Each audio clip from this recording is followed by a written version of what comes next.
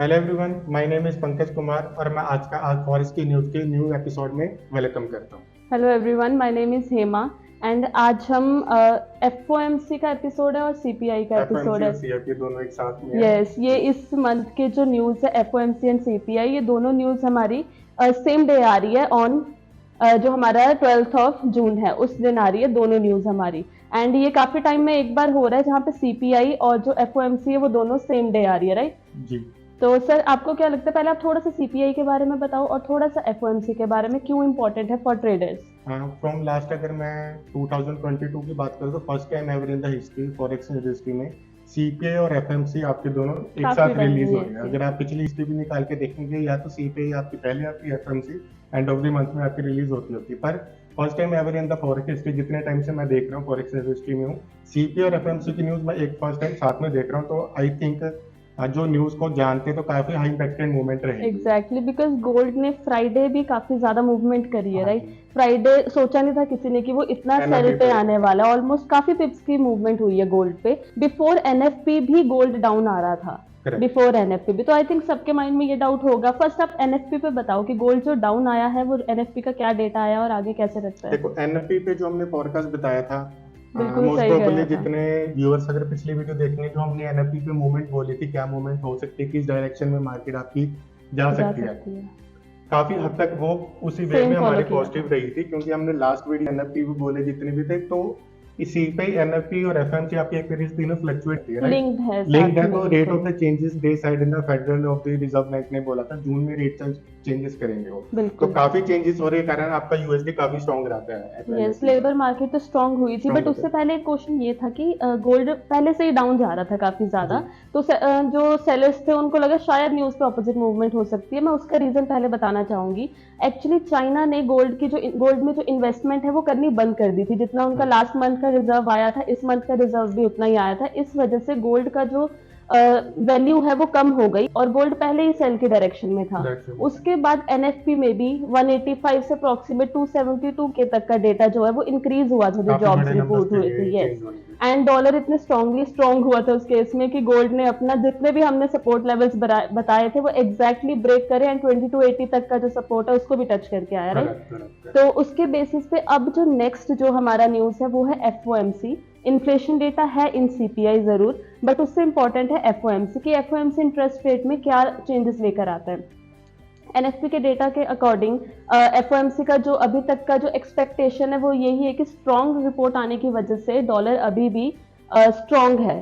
And वो लोग interest rate का जो कट करने का जो अभी तक जितने भी चांसेस थे इन जून या सितंबर की मीटिंग में भी, बल्कि वो अभी तक होल्ड पर है, राइट? नेक्स्ट एक्सपेक्टेशन आपको क्या लगता है कि इसी डेटा की वजह से वो कौन से मंथ में फिर कर सकते हैं कि रेट कट? अभी जो हमने लास्ट स्टडी करी थी एनालिस्ट के अकॉर्डिंग, तो बैंक ऑफ फेडरल रिजर्व ने क्लियरली बोल दिया they will not gonna change any rate. Interest rate, interest rate में उन्होंने क्लियरली बोल दिया, अगर आप इसके बारे में सर्च करेंगे, they told we will not gonna changes. NFP भी यही सिग्निफाई कर एनएफपी रहा पे है। यही सिग्निफाई था, they will not gonna changes. तो इससे हमको ये चीज का पता लगता है जब ऐसे नंबर्स बैंक अलाउ करता है या वहाँ की फेडरल रिजर्व बोलती है, तो आपकी जो लास्ट न्यूज का जो इम्पैक्ट हुआ था सेम आपकी इस न्यूज पे इम्पैक्ट हो सकता है, सेम एज फॉर एनएफपी पे आपके ये रहा था। अगर उन्होंने रेट चेंजेस नहीं किया तो दे ऑलरेडी सेड कि वो सितंबर में रेट चेंजेस कर सकते हैं। तो अगर मैं इस सीपीआई की बात करूं, सीपीआई में जो फोरकास्ट आ रहे हो पिछले नंबर्स को मैं देख के बोलूं, लास्ट सीपीआई निकाले उससे पिछले सीपीआई निकाले आपकी पॉजिटिव रेट थी, राइट? तो अगर उन्होंने इस सीपीआई में भी कुछ ज्यादा नंबर चेंजेस करने के ज्यादा चांसेस नहीं बताए तो कम की तरफ है। तो सिग्निफाई कर रहा मोस्ट है वो। प्रोबेबली लास्ट अगर आप पिछले मंथ की सीपीआई की मूवमेंट देखेंगे, इस आने वाले 12 जून को भी सीपीआई की आपकी मूवमेंट सेम हो सकती है। हो सकता है। फोरकास्ट के अकॉर्डिंग जो मंथली डेटा है ना, अप्रोक्सीमेटली आपने सही बोला है कि जो ईयर टू ईयर डेटा है या जो कोर सीपीआई है उनमें नो चेंज है अभी फोरकास्ट के अकॉर्डिंग। बट जो मंथली सीपीआई है उसमें थोड़ा सा डिक्रीज आने के चांसेस है। तो हो सकता है इन्फ्लेशन डेटा जो सीपीआई आ रहा है वो डॉलर को फॉर अ मोमेंट वीक करे। बट जैसे एक्सपेक्टेशन आगे इंटरेस्ट रेट को लेकर है कि शायद रेट चेंज नहीं होंगे, तो वो हॉकिश की तरफ, लाइक डॉलर स्ट्रॉन्ग की तरफ ही सिग्निफाई करने वाला है। तो उसके बेसिस पे आपको क्या लगता है कि गोल्ड की मूवमेंट क्या हो सकती है? देखो सीपीआई की अगर मैं मूवमेंट बात करूं, आपके डॉलर स्ट्रॉन्ग, जैसे मैंने बोला डॉलर स्ट्रॉन्ग हो सकता है।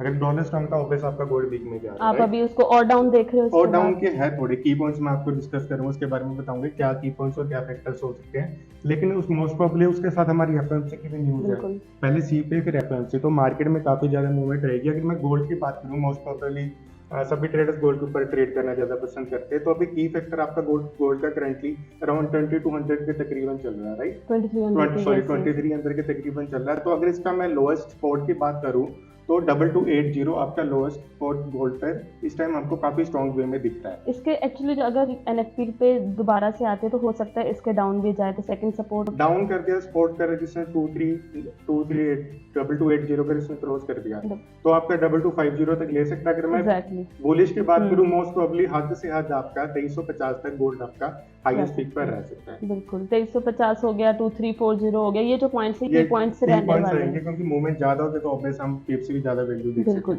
बट एक चीज जो नोटिस करने वाली वो ये है कि हम बोल रहे हैं डॉलर स्ट्रांग है, कि फेड ने बोला है कि रेट वो होल्ड रखने वाले हैं, बट जैसे हमने पिछले न्यूज में बताया है, जो इस बार एफओएमसी वो डिफरेंट है, क्योंकि एफओएमसी इकोनॉमिक प्रोजेक्शंस एक न्यूज है साथ में, हमने लास्ट टाइम भी डिस्कस किया था, इस बार वो रिलीज होने वाली है। तो अगर फेड इंटरेस्ट रेट अपने डिसाइड करते हैं कि होल्ड रखना है, होल्ड रखने के बावजूद भी एक्सपेक्टेड होगा कि डॉलर स्ट्रांग होने की वजह से गोल्ड डाउन जाए, बट अगर ऐसा होता है कि गोल्ड अप चला जाता है तो उसका रीजन डेफिनेटली एफओएमसी के जो इकोनॉमिक प्रोजेक्शन है वो, बिकॉज इकोनॉमिक प्रोजेक्शन में वो इस टाइम का नहीं बताएंगे कि इस वक्त क्या करने वाले हैं रेट में, वो ये बताएंगे कि आगे जाकर इन द कमिंग लाइक 1 और 2 ईयर्स वो क्या मूवमेंट कर सकते हैं। तो अगर उसमें वो लोग बोलते हैं कि हम अभी भी 3 या 2 रेट कट करने वाले हैं दिस ईयर में, तो फिर अगेन डॉलर वीक हो जाएगा एंड गोल्ड आपकी अपवर्ड मूवमेंट ले सकता है, जस्ट ऑन द स्टेटमेंट कि एफओएमसी प्रोजेक्शंस जो है वो क्या आती है।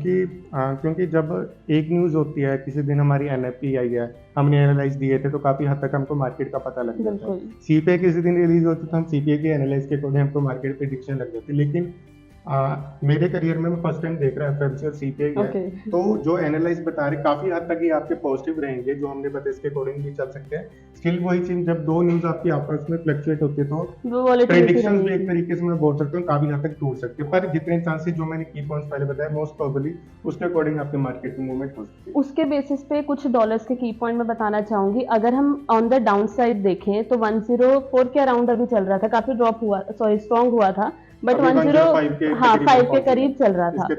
अगर अब डाउन आता है, डॉलर की डाउनवर्ड मूवमेंट होती है, तो 104 का जो एक की पॉइंट है सपोर्ट लेवल वो रह सकता है। उसके नीचे 103.98 या फिर 102 तक का, वो बहुत एक रेयर चांसेस है, 102 काफी दूर है, मोस्ट प्रोबेबली हद तक 103 से 104 के बीच में रह सकता है। मूवमेंट रह सकता है। यस, एंड रेजिस्टेंस के लिए 105.7 और 106.5 का जो पॉइंट है, ये इंपॉर्टेंट पॉइंट रहने वाले हैं, और डॉलर की मूवमेंट आपके बाकी सभी मेजर पेयर्स के लिए काफी इंपॉर्टेंट है, राइट?